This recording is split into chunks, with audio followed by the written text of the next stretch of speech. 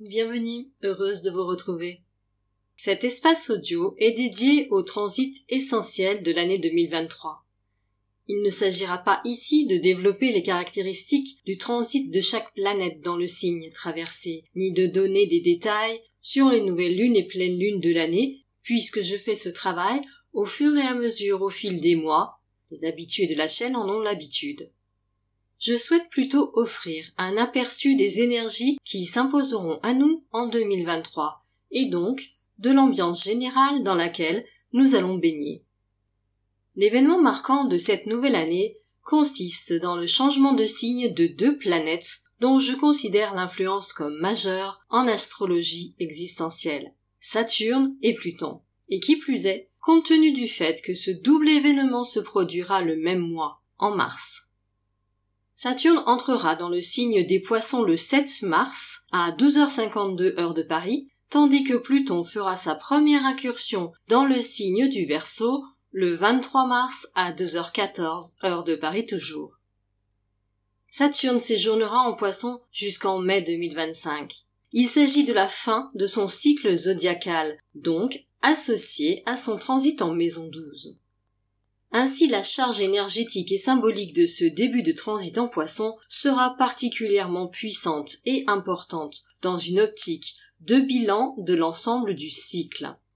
L'ambiance sera à l'introspection et nous serons tous amenés d'une manière ou d'une autre à nous interroger collectivement sur le sens que nous avons donné à nos existences au cours de ces 30 dernières années. Saturne en Poisson nous placera face à nos peurs, aux acquis et aux erreurs de cette période afin de nous inciter à en tirer les leçons et à initier une nouvelle impulsion lorsque la planète entrera en Bélier pour commencer un nouveau cycle.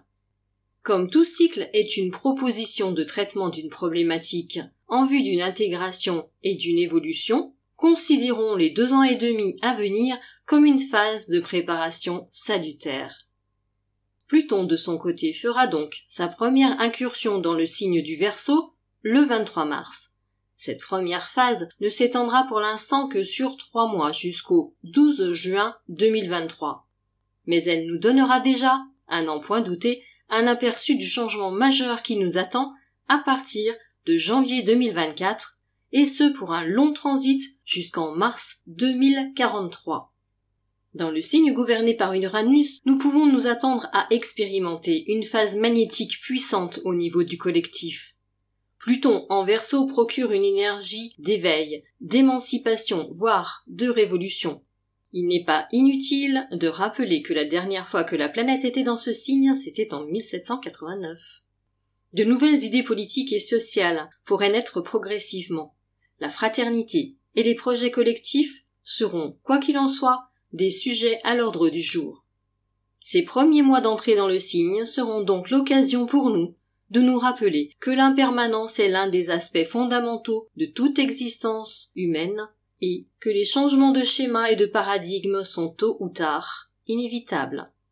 Songeons à tout ce qui a changé depuis 2008 lorsque Pluton est entré en Capricorne.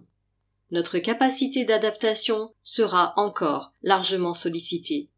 Aussi, profitons de cet avant-goût pour la cultiver en nous dans une optique d'amélioration constante de la création et de l'expression de nous-mêmes. Penchons-nous à présent sur le transit de Jupiter, qui est passé en Bélier en décembre et qui y résidera jusqu'au 16 mai 2023, date à laquelle il entrera en Taureau pour 2 ans.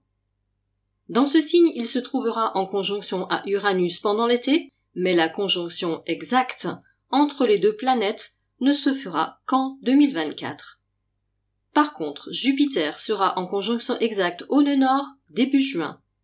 Ce transit jupitérien viendra amplifier l'action uranienne et la problématique de l'axe des nœuds lunaires sera plus encore mise en avant. Je vous renvoie pour des précisions sur ce point précis à l'espace audio que j'ai consacré aux nœuds lunaires dans l'axe Taureau-Scorpion. Ainsi, notre rapport à la planète Terre, mais aussi, plus individuellement, au corps et à la matière, pourra se voir questionné.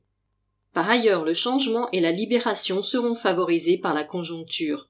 Les idées utopiques pourraient avoir le vent en poupe, surtout considérant l'impact en parallèle des transits de Saturne et de Pluton.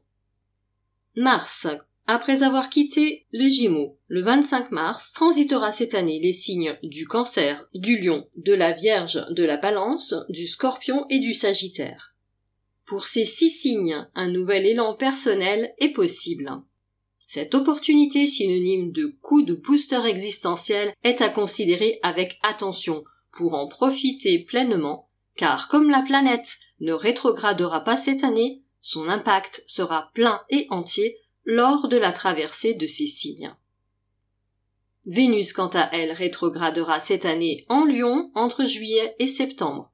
Les natifs, ainsi que les personnes ayant leur ascendant dans ce signe, seront plus particulièrement gratifiés de sa présence, offrant chance, créativité et douceur de vivre.